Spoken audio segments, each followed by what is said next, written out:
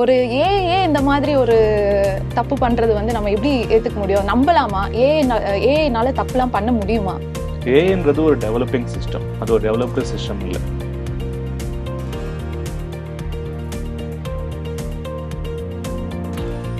Okay sir. இது எந்த மாதிரியான ஜாப்ஸ் வந்து ரீப்ளேஸ் ஆகாது? இது நீங்க சொன்னீங்கன்னா கொஞ்சம் டிப்பா இருக்கும்.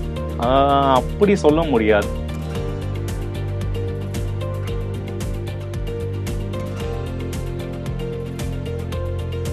இது டார்க் நெட்னாலே வந்து அங்க நிறைய கிரைம்ஸ் நடக்கும், அதெல்லாம் ஆக்சஸ் பண்ண முடியாது, அது ஒரு அண்டர் வேர்ல்டு அப்படிலாம் நிறைய இருக்கு. அதெல்லாம் உண்மைதானா இல்ல எப்படி?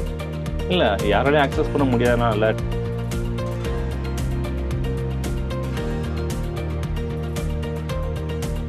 செல்போன்கள் வந்து நம்ம கூட எப்பவுமே இருக்கு. அதுவுமே ஒரு வகையான ரோபோ மெக்கானிசம் தான் இல்லையா? அது நம்ம கூட இருக்கிறதுனால நம்மளோட எல்லா தரவுகளும் அதுக்கு தெரியுதோ, அது நம்மளை ஃபாலோ பண்ணிட்டே இருக்கும் அப்படின்ற ஒரு இது இருந்துகிட்டே இருக்கு. அது எவ்வளவு ஆபத்தானது அப்படின்றது எனக்கு தெரியும். நிச்சயமா டிஜிட்டல் ஏரா வந்த அப்புறம் பிரைவசின்னு ஒண்ணு இல்லாம போயிடுச்சு.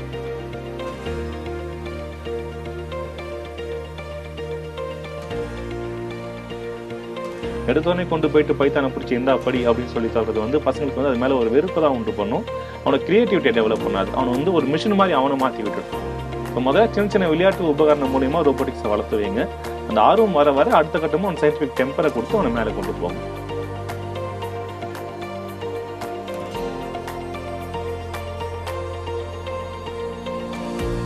தூய்மை பணியாளரோட மகனா இருந்து இவ்வளவு தூரம் ஒரு கம்பெனிக்கு சிஇஓ வந்திருக்கீங்க. கண்டிப்பா ஒரு பெரிய சக்சஸ் தான் இது. எப்படி இது சாத்தியமாச்சு? எப்படி சாத்தியம்னா தேவைதான். Necessity is the mother of invention அப்படின்னு சொல்லியிருக்காங்க.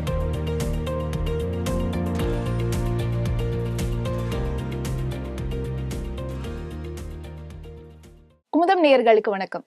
தூய்மை பணியாளரோட மகனா பிறந்து ஒரு நிறுவனத்துக்கே சிஇஓ ஆகியிருக்க AI and robotic specialist mister Kenneth Raj Anbu அவர்கள் இன்னைக்கு நம்மளோட இந்த ஸ்பெஷல் இன்டர்வியூல இணைஞ்சிருக்கிறாங்க. அவங்க கிட்ட ஏஐ அண்ட் ரோபோட்டிக்ஸ் பத்தி பல சுவாரஸ்யமான தகவல்களை கேட்டு தெரிஞ்சுக்கலாம். வணக்கம் sir. To start off with Meta AI வந்து இப்ப எல்லாரோட வாட்ஸ்அப்புக்குமே போயிடுச்சு. இது வந்து சாட் ஜிபிடி மாதிரி இல்லை, இது நீங்க யூஸ் பண்ணி பாருங்கன்ட்டு நம்ம கிட்ட திணிச்சுட்டாங்க. அது இப்ப அந்த மெட்டா ஏஐ வந்து நம்ம எது கேட்டாலும் இன்ஸ்டன்டான பதில்களை கொடுக்குது. அது எப்படி அவ்வளவு சீக்கிரமா ஏஐனால கொடுக்க முடியுது? அது ஆல்ரெடி அதுல எதுவும் இன்புட் கொடுத்துருக்காங்களா? ஏஐயோட பர்பஸே வந்து ஒரு ரிசல்ட்டை அக்யூரேட்டாகவும் ஸ்பீடாகவும் டயர்ட்லெஸ்ஸாகவும் திரும்ப திரும்ப எத்தனை முறை கேட்டாலும் கொடுக்கணும். அதுதான் ஏஐ இன்னோவேட் பண்ணதோட பர்பஸ். ஸோ மெட்டா ஏஐன்றது ஃபேஸ்புக் குரூப்ல நமக்கு வந்திருக்கு. அது யூஸ்வலாக நம்ம ஆல்ரெடி வந்து சாட் ஜிபிடி யூஸ் பண்ணிக்கிட்டு இருக்கோம், கூகுளோட கோபைலட் யூஸ் பண்ணிக்கிட்டு இருக்கோம். ஸோ அந்த மாதிரி ஒரு வேரியேஷனில் மெட்டா ஏஐ ஒன்று. பட் அதெல்லாம் வந்து நம்ம தேடி போய் யூஸ் பண்ணுவோம். அது சாட் ஜிபிடியாக இருந்தாலும் சரி, கோபைலட்டாக இருந்தாலும் சரி, மெட்டா ஏஐ நம்ம டிஃபால்ட்டாகவே கொடுத்துட்டாங்க. ஸோ நம்ம சர்ச் பண்ணுறதுக்கு இன்னொரு விண்டோக்கு போகணுன்ற அவசியம் இல்லாமல் நம்மளோட வாட்ஸ்அப்லேயே அதை சர்ச் பண்ணிக்க முடியுது. எப்படி சார் அது இன்ஸ்டன்டா பதில்கள் வருதுன்னா அப்ப நம்ம என்ன கேட்க வரும்ன்றது மெட்டாக்கு தெரியுதா இல்ல எப்படி? நீங்க எதை கேட்டாலுமே சரி, எல்லாருமே சேர்ந்து ஒரே விதமான கேள்வியை தான் கேட்போம். நமக்கு ஒரு விஷயம் தெரியலன்னா அதை பத்தி கேட்க போறோம். அந்த விஷயம் மேக்ஸிமம் டெக்னாலஜியா இருக்க போது, இல்ல சயின்ஸா இருக்க போது, இல்ல வந்து ஏதோ ஒரு கிராஃப்டா இருக்க போது, ஏதோ ஒரு விஷயமா இருக்க போது. அது புதுசா எதுவுமே யோசிச்சு கொடுக்க போறது இல்லை. ஆல்ரெடி இந்த கேள்வியெல்லாம் வந்து இப்படி பண்ணணுன்ற ப்ரோக்ராமிங் அதுல இருக்கும். அப்படியே ட்ரைன் பண்ணியிருப்பாங்க. எல்எல்ஏஎம் அப்படின்னு சொல்லுவாங்க. அதுல ட்ரைன் பண்ணியிருப்பாங்க லார்ஜ் ஸ்கேல் மாடல்ஸ்ல. ஸோ அந்த கேள்விகள்ல ஒன்னா தான் நீங்க கேட்குற எந்த கேள்வியா இருந்தாலும் இருக்க போகுது. ஸோ அதை உடனடியாக தரதுல வந்து அதுக்கு ஒன்றும் பெரிய சிரமம் இருக்க போறது இல்லை. ஓகே. இப்ப இந்த மெட்டா ஏஐனால நம்மளோட டேட்டா வந்து எதுவும் பிரீச் அந்த மாதிரி ஏதாவது இருக்குமா? டேட்டா பிரீச் இல்ல அப்படின்னு தான் அவங்க சொல்லுவாங்க. பட் எப்படி இருந்தாலுமே வந்து உங்களோட ஃபோனோட மொத்த ஆக்சஸுமே அதுக்கு இருக்கு. நீங்க ஒரு கேள்வியை கேட்குறீங்க, ஒரு டாக்குமெண்ட்டை கொடுத்து ரீட் பண்ண வைக்கிறீங்கனாக்கா, ஒன்ஸ் உங்களோட டாக்குமெண்ட்டை ரீட் பண்ணி இதை எனக்கு சம்மரைஸ் பண்ணி சொல்லு அப்படின்னு நீங்க சொல்லும்போதே உங்க டாக்குமெண்டோட கண்டென்ட் தெரிஞ்சுக்க போகுது. இப்போ நான் அதே கண்டென்ட்டுக்கு சிமிலரா இன்னொருத்தர் அந்த டாக்குமெண்ட் ஒரு கொஸ்டினை கேட்கும்போது உங்ககிட்ட இருந்து ஒரு மாடல் எடுத்துருக்கு இல்லையா, இதுல அது கிடைச்ச அனுபவத்தை வச்சு இன்னொரு யூசருக்கு அது பதிலாக சொல்லும். ஸோ ஆப்வியஸா உனக்கு கண்டென்ட் ஸ்டோர் ஆகும். பட் யார்கிட்ட எடுத்த விஷயம் வந்து மற்றவங்களுக்கு ஷேர் ஆகாம பார்த்துக்கிறதுக்கான முயற்சிகள் எடுத்துக்கிட்டு இருக்காங்க. Okay sir. இப்போ மெட்டா, ஜெமினி, வார்டு, இன்னும் சாட் ஜிபிடி இந்த மாதிரி நிறைய இது இருக்கு. எது பெட்டரா இருக்குன்னு நீங்க சொல்வீங்கன்னா, ஒரு ஏஐ ஸ்பெஷலிஸ்டா சொல்வீங்கன்னா என்ன சொல்வீங்க? இல்ல, என்னை பொறுத்த வரைக்கும் as of now நான் ப்ரிஃபர் பண்றது, நான் யூஸ் பண்ண சாட் ஜிபிடி யூஸ் பண்ணிக்கிட்டு இருக்கேன். எனக்கு கோபைலட்டை விடவும் மற்றதை விடவும் வந்து எனக்கு சாட் ஜிபிடி ரொம்ப கன்வீனியன்ட்டா இருக்கு. அதை இப்போ 3rd version 4th version release பண்ணியிருக்காங்க. அது இன்னுமே அட்வான்ஸ்டா இருக்கு. ஸோ என்னோட தனிப்பட்ட முறையில எனக்கு சாட் ஜிபிடிக்கு ரொம்ப கன்வீனியன்ட்டா இருக்கு. ஓகே. இப்ப நீங்க சாட் ஜிபிடின்னு சொன்னதுனால, நான் ரீசென்ட் டேஸ்ல பாத்தீங்கன்னா, சாட் ஜிபிடி நெறைய மிஸ்டேக்ஸ் பண்றதா ஆன்லைன்ல நெறைய ஸ்கிரீன்ஷாட்ஸ்லாம் பரவுது. நானே என்ன பண்ணேன், லாஸ்ட் வீக் வந்து என்னோட எவ்வளோ செலவு பண்ணியிருக்கோன்ற கணக்கு எடுத்து அந்த சாட் ஜிபிடில போட்டு பார்த்தேன். அதுல ஒரு ஆன்சர் காட்டுச்சு. அந்த ஆன்சர் வந்து கரெக்ட்டா இல்லையான்னு எனக்கு ஒரு சந்தேகம். அதனால நான் அத நம்ம நார்மல் கால்குலேட்டர்ல போட்டு பார்த்தேன். தப்பா இருந்துச்சு. நான் வந்து லிட்டரலா சாட் ஜிபிடி கிட்ட சண்டையே போட்டேன் அப்ப. அது சாரிலாம் கேட்டுச்சுன்னு வச்சுக்கோங்களேன். ஒரு ஏஐ இந்த மாதிரி ஒரு தப்பு பண்றது வந்து நம்ம எப்படி ஏத்துக்க முடியும்? நம்பலாமா? ஏஐனால தப்புலாம் பண்ண முடியுமா? ஏஐன்றது ஒரு டெவலப்பிங் சிஸ்டம். அது ஒரு டெவலப்டு சிஸ்டம் இல்ல. இப்ப நேரோ ஏஐன்ற மாதிரியான விஷயங்கள நம்ம ரெடி பண்றோம். ஒரு சாட் பாட்டுக்கான ஏஐ ரெடி பண்றோம்னும் போது, இதுல எரர்ஸ் வர்றது ரொம்ப ரேட் கம்மி. ஆனா ஜென் ஏஐ பக்கம் போறோம், ஜெனரல் இன்டெலிஜென்ஸ் ஏஐ இப்படி போறோம் அப்படின்னாக்கா, எந்த கொஸ்டின் கேட்கிறோன்றது ரேண்டமான ஒண்ணு தான். ஸோ அதுக்கு வந்து அது அக்யூரேட்டா பதில் சொல்லுமான்னு கேட்டா, சொல்ல வைக்கிறதுக்கான முயற்சிகள் தான் வந்து கம்பெனிஸ் எடுத்திருக்கே தவிர, அது ரொம்ப பெர்ஃபெக்ட்டான ஒண்ணுன்னு எந்த கம்பெனியுமே சொல்லல. நீங்க யூஸ் பண்ற அத்தனை மாடலுமே அண்டர் ட்ரெய்னிங். நம்ம கொடுக்குற ஒவ்வொரு இன்புட்டுமே அதுக்கு ட்ரைனிங் தான். இப்போ நீங்க சொன்னீங்கல்ல, நான் ஒரு இன்புட்டை கொடுத்தேன், பட் எனக்கு அவுட்புட் கரெக்டா வரல. அப்ப நான் சண்டை போட்டா சாரி கேட்டதுன்ட்டு. இந்த சாரி கேட்கிற மெக்கானிசமே ஒரு ட்ரைனிங் தான். ஓகே. ஸோ அடுத்த முறை உங்கள மாரியே ஒரு ரிப்பிட்டேட்டிவ் டாஸ்க் அதுக்கு போகும்போது, முதல்ல போன முறை என்ன தப்பு பண்ணுச்சு? எங்க கால்குலேஷன்ல தப்பு பண்ணுச்சு? அப்படின்னு அனலைஸ் பண்ணிக்கிட்டு பெட்டரான ரிசல்ட் கொடுக்கும். ஸோ நீங்க இப்போ யூஸ் பண்ற அத்தனை மெத்தடுமே ஒரு ட்ரைனிங். அந்த லைப்ரரியை நாங்க ட்ரெயின் பண்ணிக்கிட்டு இருக்கோம். சிலது கைடட் ட்ரைனிங்கா இருக்கும், சிலது அன்கைடட் ட்ரைனிங்கா இருக்கும். இப்போ நீங்க யூஸ் பண்ற அத்தனையுமே வந்து அன்கைடட் வெர்ஷன்ஸ் தான். ஓகே. நீங்க எதை கொடுப்பீங்கன்னு தெரியாது. ஃபார் எக்ஸாம்பிள் இப்போ நான் வந்து ஒரு பூனை படம் இருக்கு. அந்த கேட் இமேஜ் மட்டும் இருக்க போட்டோஸை கொடுத்துட்டு இன்னொரு இமேஜ்ல கேட் இருக்கா இல்லையான்னு கேட்டனாக்கா அது வந்து ஒரு கைடட் ட்ரைனிங். ஏன்னா நான் இதுதான் கொடுக்குறேன், எனக்கு இது இருக்கா இல்லையான்னு பார்த்து செக்அப் பண்ணி நம்ம கேட்குறோம். ஆனா நீங்க கேட்டது ரேண்டமான கொஸ்டின்ஸ். நீங்க எதை கேட்க போறீங்கன்னு அதுக்கு தெரியாது. ஸோ அன்கைடட் ட்ரைனிங்ல தான் இதெல்லாம் வரும். அன்கைடட் ட்ரைனிங்ஸ்ல நிறைய மிஸ்டேக்ஸ் வர வாய்ப்பு இருக்கு. அதை இம்ப்ரூவைஸ் பண்றதுக்கான வேலைகளை எல்லா கம்பெனியும் பார்த்துக்கிட்டு இருக்கு. இன்னொரு 5 இயர்ஸ்ல நமக்கு ஓரளவுக்கு மிஸ்டேக்ஸ் இல்லாத ஒரு அன்கைடட் ஏஐயோ இதே எதிர்பார்க்கலாம் நம்ம. கைடட் ஏஐ வந்துச்சுன்னா ஜாப்ஸ் வந்து ரீப்ளேஸ் ஆகுமா? இல்ல ஏன்னா ஆல்ரெடி நிறைய ஜாப்ஸ் ரீப்ளேஸ் ஆயிட்டு இருக்கு ஏஐனாலையும் ரோபோட்ஸ்னாலையும். இப்போ இது அன்கைடடா இருக்கும் பட்சத்துல எப்படி ஒரு ஹியூமனை விட ஏஐ நம்பி அதை வந்து எம்ப்ளாய் பண்றாங்க? கண்டிப்பா மிஸ்டேக்ஸ் வரும். மிஸ்டேக்ஸ் வந்து கரெக்ஷன் பண்ணுவாங்க. கைடடா போனாலும் சரி, அன்கைடடா போனாலும் சரி, அட்மோஸ்ட் பர்பஸ் வந்து மேன் பவர் வந்து ரெடியூஸ் பண்றதா தான் இருக்கும். அக்யூரசி வேணும்னும் போது ஒரு வேலையை வந்து தொடர்ந்து செய்யும்போது ஒரு ஹியூமன் டயர்ட் ஆயிடுவான் இல்லையா? பட் மிஷின்ஸ் எப்பவுமே டயர்ட் ஆக போறது இல்லை.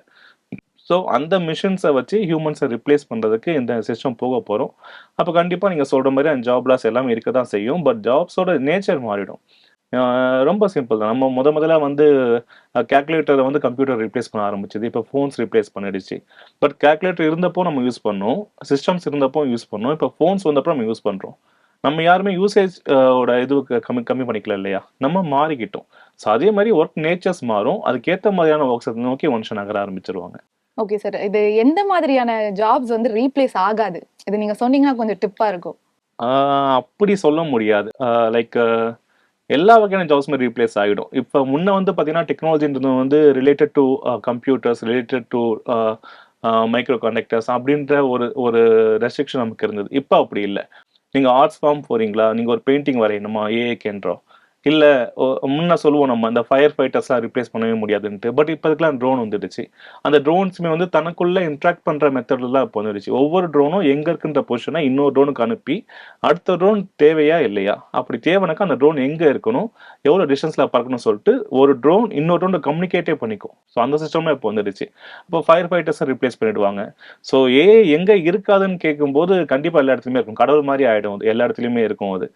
அதனால ஏஐ இல்லாத ஃபீல்டை பார்க்கறது கஷ்டம். ஸோ டெக்னாலஜி படிக்கிற பசங்க இல்லை இன்ஜினியரிங் படிக்கிற பசங்களை தவிர்த்து ஆர்ட்ஸ், சயின்ஸ், ஹிஸ்ட்ரி இந்த பசங்கள்லாம் வந்து ஏஐ அன்ரிலேட்டடாக தெரிஞ்சா கூட அவங்களோட ரோல்ஸ் அத்தனையுமே வந்து ஏஐ வந்து ரிப்ளேஸ் பண்ண தான் போகுது. ஸோ அந்த ஸ்ட்ரீம்ல படிக்கிற பசங்களுமே வந்து ஏஐ நோக்கி வரணும் அப்படின்றது என்னோட ஆசை. ஏன்னா கண்டிப்பாக வந்து ஒரு கவிதை எழுதுறதா இருந்தாலும் சரி, அந்த கவிதையை வைரமுத்து மாதிரி யோசிச்சு எழுதுன்னு சொன்னாலும் அதை எழுதி கொடுக்க போகுது.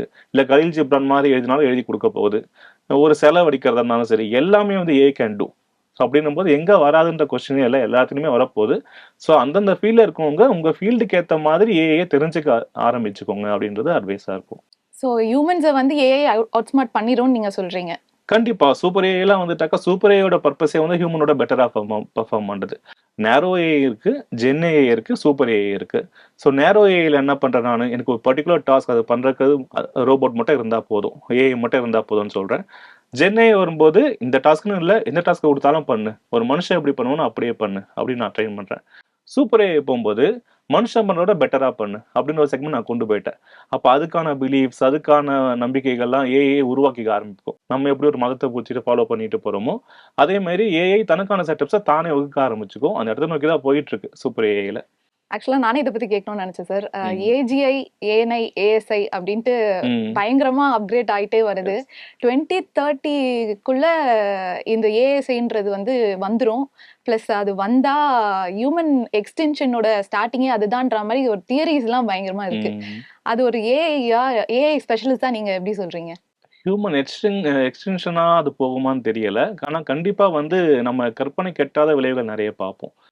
சில ஹாலிவுட் படங்கள்லாம் பார்க்கும்போது இதெல்லாம் நடந்தா எப்படி இருக்கும் அப்படின்னு ஆசைப்பட்டிருப்போம் இல்லையா? அந்த மாதிரி விஷயங்கள் நடக்க ஆரம்பிச்சிருக்கும். ஒரு சூப்பர் அசிஸ்டன்ஸா இருக்கும். ஆனா ஒரு வகையில பார்த்தா நம்ம லாபமாகவும் இருக்கும்.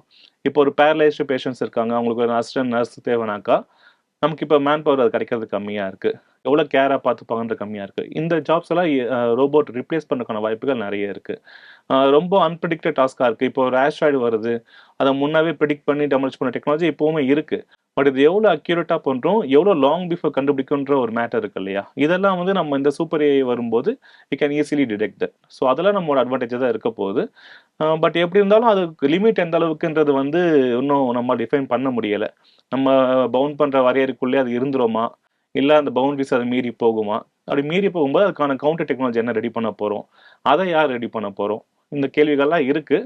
பட் சயின்ஸ்ன்றது அதானே. சின்ன சின்ன தப்புகள் நடந்தாலும் கரெக்ட் பண்ணி தன்னை அப்கிரேட் பண்ணான சயின்ஸ். ஸோ அத நோக்கி நம்ம வளரும்போது தானா அதுக்கான தீர்வுகள் கிடைக்கும்னு நம்புறோம்.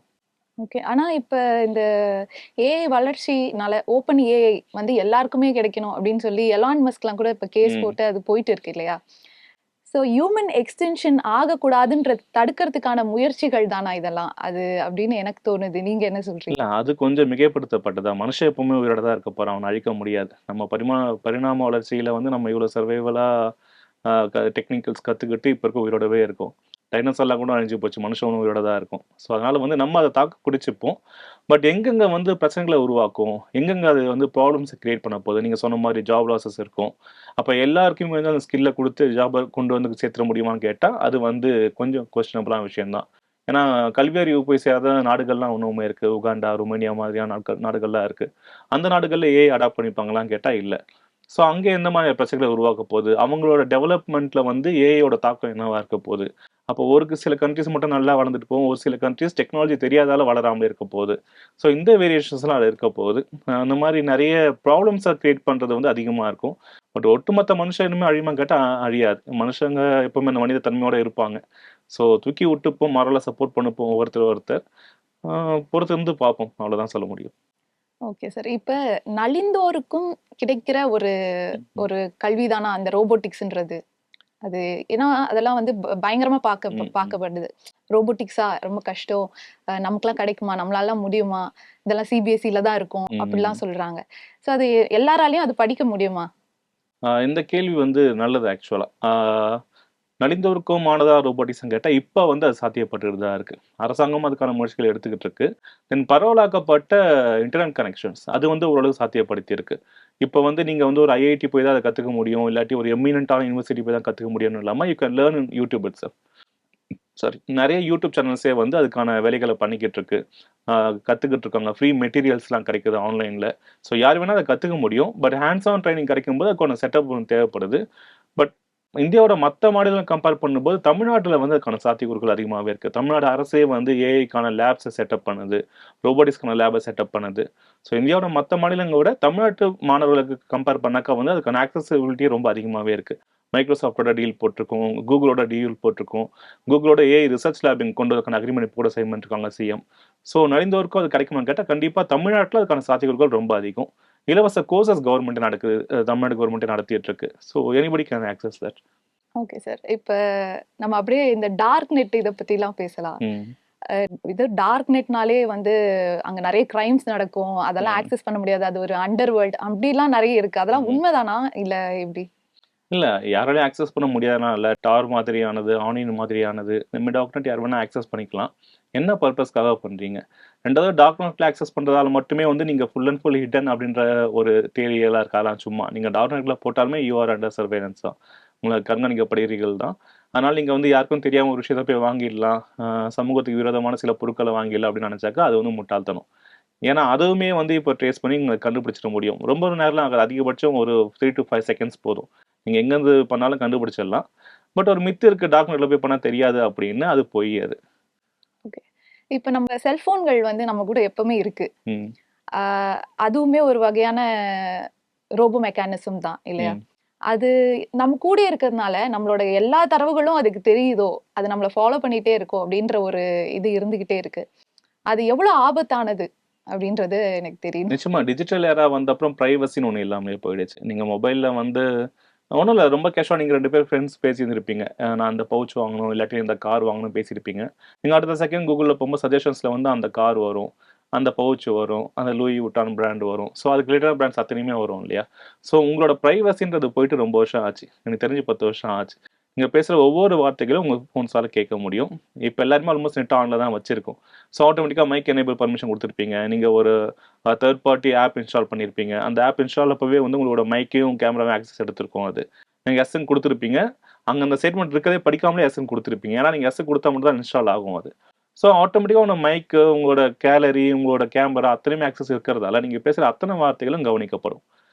நீங்க பேசிட்டு நீங்க மறந்துருவீங்க. பட் கேட்ட வார்த்தைகள் அத்தனையுமே அது ஸ்டோர் பண்ணிக்கும்.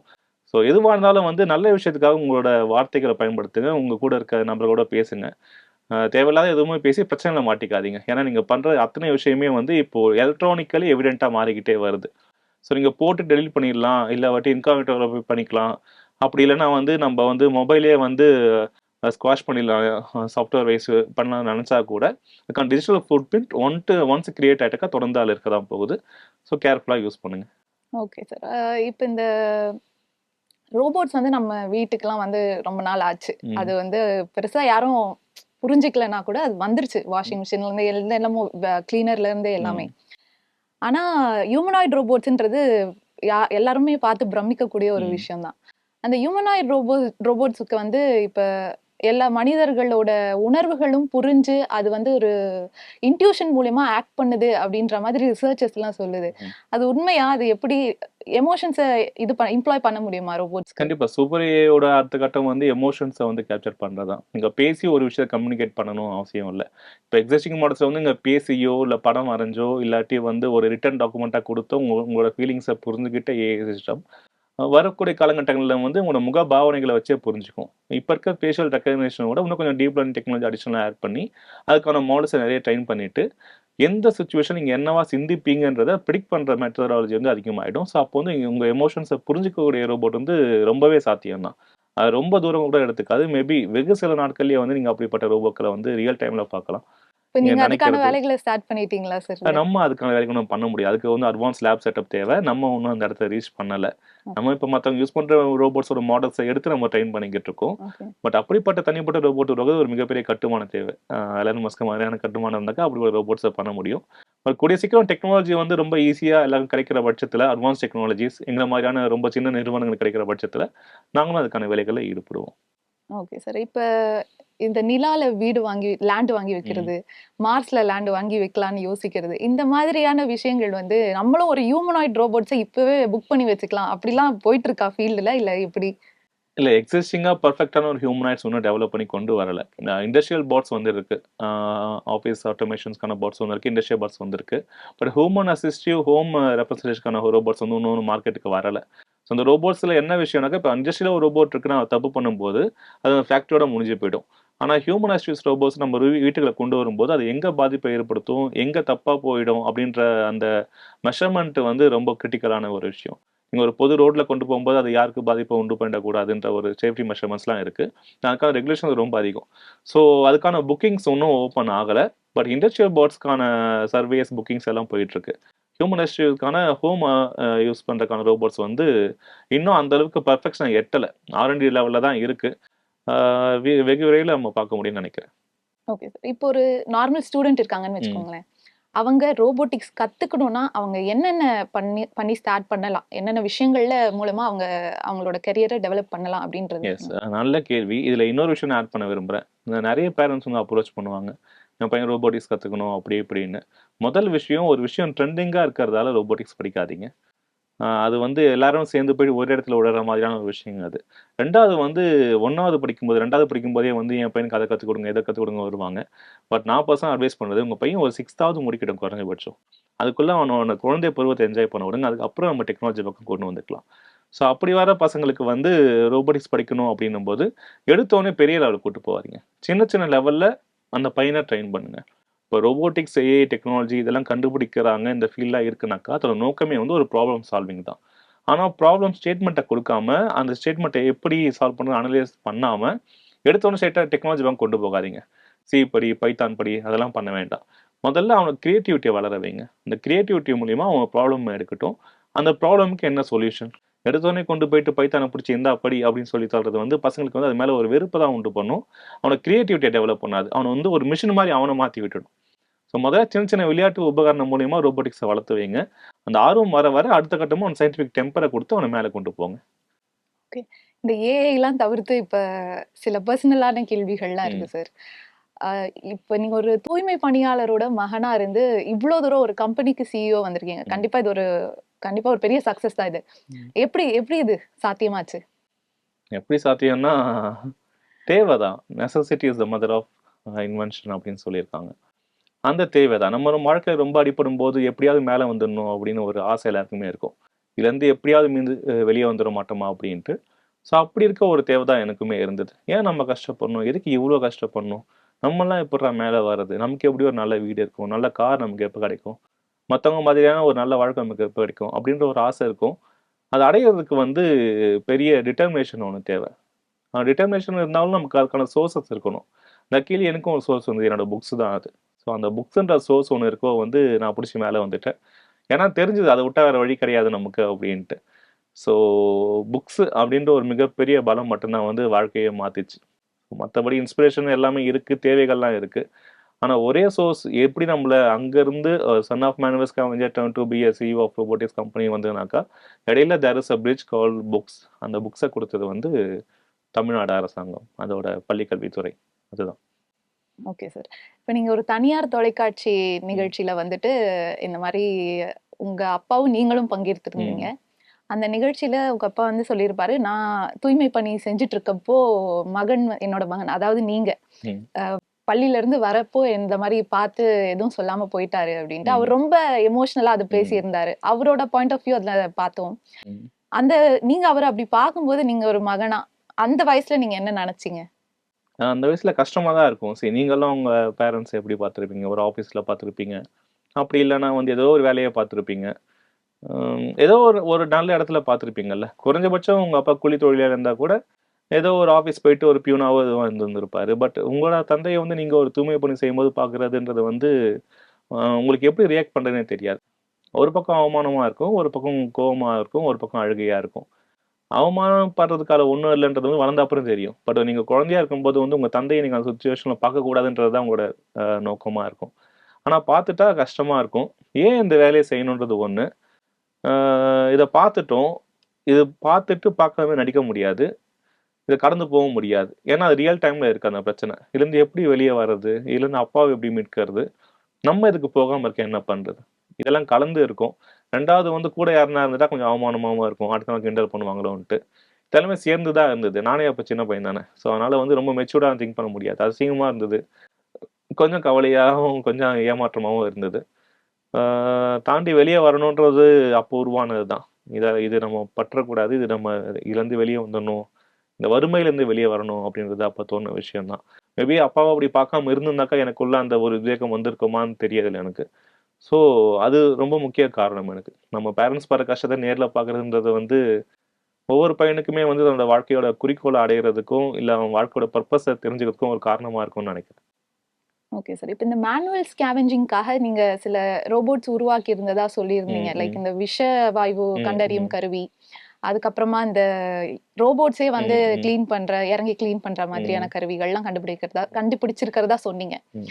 அது ஏன் இன்னும் புழக்கத்துல வரல? இன்னுமே நம்ம வந்து நிறைய செய்திகள் பார்த்துட்டு இருக்கோம். துப்புரவு பணியாளர்கள், தூய்மை பணியாளர்கள் எல்லாம் இறந்துகிட்டு இருக்காங்க அந்த கால்வாயில இறங்கி அப்படின்ட்டு பார்த்துக்கிட்டு இருக்கோம். அது நீங்க இந்த மிஷன்ஸ் எல்லாம் கண்டுபிடிச்சாச்சுன்னா ஏன் இன்னும் வரல பயன்பாட்டுக்கு? நம்ம இன்னோவேட் பண்ணது வந்து கேஸ் அனலைசர், அந்த விஷவாயு கருவி தான். அது அரசு கிட்ட லாஸ்ட் கவர்மெண்ட் இருந்தப்ப 2019 அப்போ திரும்பிட்டு சப்மிட் பண்ணப்ப அரசு என்ன பண்ணுச்சு, தமிழ்நாட்டில் வந்து மேனுவல் ஸ்கேவெஞ்சிங்னு ஒரு சிஸ்டமே இல்லைன்னு சொல்லிட்டு ஜியோ ரிலீஸ் பண்ணியிருந்தது. அப்போ அரசாணை ஏதோ இருக்கு, அப்படி ஒரு நிலை இருக்கிறதால உங்களோட கண்டுபிடிப்புகள் வந்து பயன்படுத்த முடியாதுன்னு சொல்லிட்டு பதில் கொடுத்தது போன கவர்மெண்ட் இருந்தப்போ. ஸோ அதை மீறி வந்து அதை அமல்படுத்த முடியல. தனிப்பட்ட முறையில் நம்மளோட விருப்பத்தின் காரணமாக ஒர்க் பண்ணுற எம்ப்ளாயிஸ் மட்டும் அதை கொடுத்தோம். பட் அரசு மூலியமாக அதை பண்ண முடியலை. ரெண்டாவது, தானே இறங்கி க்ளீன் பண்ணுற ரோபோட் வந்து இன்னும் நம்ம கண்டுபிடிச்சு முடிக்கல. அது வந்து அண்டர் கன்ஸ்ட்ரக்ஷன் தான். இதுக்கு இடையில வந்து கேரளாவில் அந்த பேண்டிகூட்னு ரோபோட் கொண்டு வந்தாங்க. அதை வந்து அரசு வாங்குது. பட் அது அவ்வளோ எஃபிஷியண்ட்டாக பண்ணுதான்னு கேட்டால் பண்ணலை. அதை ஆப்ரேட் பண்ணுறது நிறைய சேலஞ்சஸ்லாம் இருக்குது. அந்த ரோபோட்ஸ் வந்து ரொம்ப கம்மி எண்ணிக்கையில் தான் இருக்குது. ஸோ ஒன்று, அதோட எண்ணிக்கையை வந்து ரொம்ப அதிகமாக வாங்கணும். பட் அது காஸ்ட் ரொம்ப அதிகம். இப்போ நம்ம வடிவமைச்சிக்கிட்டு இருக்க ரோபோட் வந்து இதோட விலையை வந்து 3 லட்சத்துக்குள்ளே உருவாக்கி நம்ம செயல்பட்டு இருக்கோம். பேண்டிகூட் மாதிரியான ரோபோட்கள் வந்து விலை 30 லட்சத்துலேருந்து ஆரம்பிக்குது. ஸோ காஸ்ட் வைஸ் பார்த்தாலும் ரொம்ப அதிகமாக இருக்குது. ஸோ அரசாங்கம் நிறைய வாங்க முடியலை, பட் நிறைய வாங்கணும். அதுக்கு மட்டும் இல்லாமல் மொத்தமாக பார்த்தா இந்த சிஸ்டமே இருக்கக்கூடாது. ரோபோட்டை இம்ப்ளிமெண்ட் பண்ணுறதை விட கட்டமைப்பு ரீதியாக நகர்ப்புற திட்டமிடல் ரீதியாகவே வந்து இதை அவாய்ட் பண்ண முடியும். ஸோ அதுக்கான முயற்சிகளை அரசு எடுத்தால் நல்லா இருக்கும்னு நினைக்கிறேன். இப்ப நம்ம இந்த நிலவுக்கே ராக்கெட்ஸ் அனுப்புற இதுக்கு வந்துட்டோம். இவ்வளவு தூரம் சயின்ஸ் வளர்ந்துருச்சு. ஆனாலுமே இன்னுமே மேனுவல் ஸ்கேவெஞ்சிங் நடக்கிறது, அதனால ஒரு மிஷின் டெவலப் பண்ண முடியலையா அப்படின்ற கேள்வி பரவலா மக்கள் கிட்ட இருக்கு. என்னென்னமோ பண்றோம், இந்த மிஷின் டெவலப் பண்ண முடியல அப்படின்றது இருக்கு. ஒரு ஒரு ரோபோட்டிக்ஸ் ஸ்பெஷலிஸ்டா நீங்க அதை எப்படி சொல்றீங்க? அதுக்கு கஷ்டம் தானே அந்த மிஷின் டெவலப் பண்றது, இல்ல அதுக்கு பின்னாடி என்ன இருக்கு உண்மையாவே? இல்ல, மிஷினை டெவலப் பண்ண ரொம்ப கஷ்டம் இல்லை. மிஷின் டெவலப் பண்ணக்கான சப்போர்ட் எங்கேருந்து கிடைக்குது அப்படின்றது தான் பார்க்க வேண்டிய விஷயம். இதுக்கு பின்னாடி என்ன இருக்குனாக்கா, ஜாதி தான் இருக்கு. அந்த தொழிலோட ஜாதியை நீங்கள் கனெக்ட் பண்ண விட்டீங்கன்னாக்கா அந்த மிஷின் இந்நேரம் வந்திருக்கும். பட் அந்த தொழிலை பார்க்கறதுக்கு ஒரு கம்யூனிட்டி தேவைப்படுது, ஒரு கேஷ் தேவைப்படுது. அது மூலயமா வந்து சில கட்டமைப்புகள் வந்து காலங்காலமாக நிறுவப்படுதுன்ற பட்சத்துக்கு அதுக்கான தீர்வை கொடுக்கறதுக்கு வந்து யாரும் பெரிய அளவில் மெனக்கடலை. மெனக்கிற முயற்சிகள் வந்து கண்துடைப்பாக தான் இருக்கு. நேம் சேக்குக்கு வந்து சில ரோபோட்ஸை காட்டுறதோ வந்து தீர்வை கொடுக்காது. சமூகம் சார்ந்த சில பிரச்சனைகள் இருக்கு. அந்த பிரச்சனைகள் தீர்ந்துட்டாக்கா இந்த மிஷினுக்கான தீர்வும் கிடைச்சிரும். ஆனால் அந்த பிரச்சனைகள் தீராத வரைக்கும் தான் வந்து இங்கே சில அரசியல் பண்ண முடியும். ஸோ ஆனால் அந்த பிரச்சனையும் இன்னும் இருக்குது. இது தீர்வு கண்டுபிடிக்கிறது இது ரொம்ப பெரிய சேலஞ்ச் இல்லை. அரசாங்கம் முயற்சி பண்ணாக்கா அடுத்த ஒரு வருஷத்துக்கு ஒரு சப்போர்ட் பண்ணால் கூட நம்மளாலே இதுக்கான தீர்வை கொண்டு வந்து சேர்த்துட முடியும். பட் அரசாங்கம் கோரிக்கையாகவும் நாங்கள் வைக்கிறோம். அரசாங்கம் எங்களுக்கான ஆய்வக சப்போர்ட்டை பண்ணுற பட்சத்தில் நாங்கள் அதை பண்ணி கொடுக்குறோம். அதோட பேட்டன்ட்டே கவர்மெண்ட்டுக்கு தர நாங்கள் ரெடியாக தான் இருக்கோம். அதுக்கான சப்போர்ட் அரசு கிட்ட தான் கிடைக்கணும்னு எதிர்பார்க்குறோம். மற்றபடி சமூக ரீதியாக கொண்டு வரதுல வந்து இம்ப்ளிமெண்ட் பண்ணுற மக்கள் யாராக இருக்காங்க, அவங்களுக்கு இந்த பிரச்சனை புரியுதா, இதோட தீவிரம் தெரியுதான்றது வந்து தெரியலை. நமக்கான வழிகளை வந்து தெரியாதவங்க கிட்ட வந்து அதிகாரம் இருக்கும்பொழுது அவங்க அதுக்கான தீர்வுகளை கொடுப்பாங்க நம்புறதுல எனக்கு உடன்பாடு இல்லை. அமல்படுத்துகிற இடத்துல இருக்கவங்க அதுக்கான மக்களுக்கான ரெப்ரசன்டேஷன், இந்த மக்களோட ரெப்ரசன்டேஷன் அங்கே பிரதிபலிக்கணும்னு நான் எதிர்பார்க்கறேன்.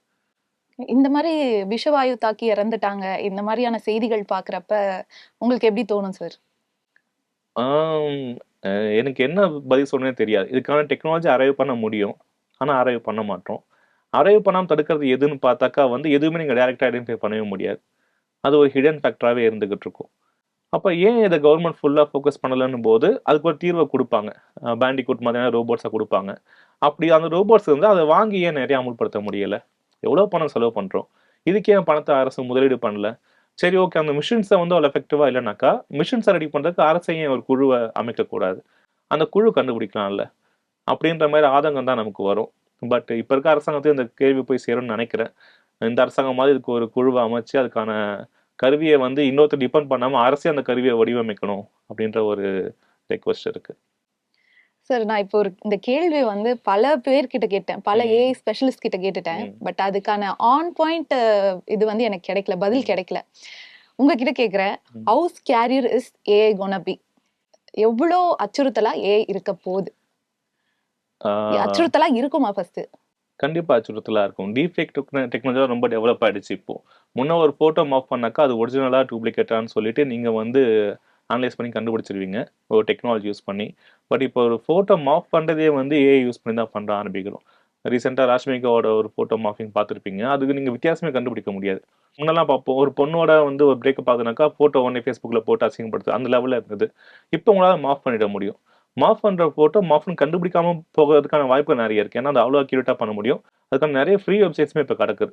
அப்படி இருக்கும்போது அது உடனடியா பார்த்துட்டு அந்த பொண்ணு எப்படி ரியாக்ட் பண்ணும், அது சமூகம் எப்படி ஹேண்டில் பண்ணும், சமூகத்துக்கு எஜுகேட் எப்படி பண்றது, அது ஃபேக் அப்படின்ட்டு.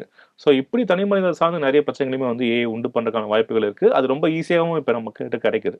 ஸோ அப்ப இதுக்கு ஒரு லிமிடேஷன்ஸ் கொண்டு வரணும். ஸோ தனிநபர் சார்ந்த விஷயமும் சரி, அரசாங்கங்கள் சார்ந்த விஷயமும் சரி, ஏஐன்றது வந்து ஒரு பெரிய த்ரெட். அன்லெஸ் அது எப்படி யூஸ் பண்றது, இல்ல அந்த பிரச்சனைக்கு காரணம் ஏஐன்னு புரிஞ்சுக்காத பட்சத்துல மிகப்பெரிய தீவிரமான ஒரு பாதிப்பை உண்டாக்கும் அது. இப்ப இதுக்கான லிமிடேஷன்ஸ் இருக்கா சார்? ரூல்ஸ் இருக்கா? இல்ல. இப்போ ஏஐக்கான லிமிடேஷன்ஸ் இல்ல. அதிகபட்சம் உங்களால வதந்திய பரப்புன்னு சொல்லிட்டு அரெஸ்ட் பண்ண முடியுமே தவிர, ஏஐ இப்படிதான் யூஸ் பண்ணணுன்ற கட்டுப்பாடுகள் இல்ல. சில டெர்ம்ஸ மட்டும் ரெஸ்ட்ரிக்ட் பண்ணிருக்காங்க. சில வார்த்தைகள குடுத்து, அந்த வார்த்தைகள படங்களா மாத்துறதுக்கான ரெஸ்ட்ரிக்ஷன்ஸ் மட்டும் இருக்கு. பட் இண்டிவிஜுவல்ஸ் யாரா இருந்தாலும் வந்து ஒரு ஃபோட்டோ மாஃப் பண்றதுக்கு எந்த லிமிடேஷன்ஸுமே இல்ல. ஒரு வீடியோ மாஃப் பண்றதுக்கு நீங்க ஒரு ரூ. 500 பணம் கட்டினா போதும். எந்த வீடியோ வேணா நீங்க மாஃப் பண்ணிக்கலாம். ஸோ லிமிடேஷன்ஸ் அதுக்கு எதுவும் இல்ல. இத வந்து ஆர்&டி பேஸ்ல ட்ரெய்னிங்ன்ற மெத்தடாலஜிக்குள்ள கொண்டு வரதால, கட்டுப்பாடு விதிக்க முடியல.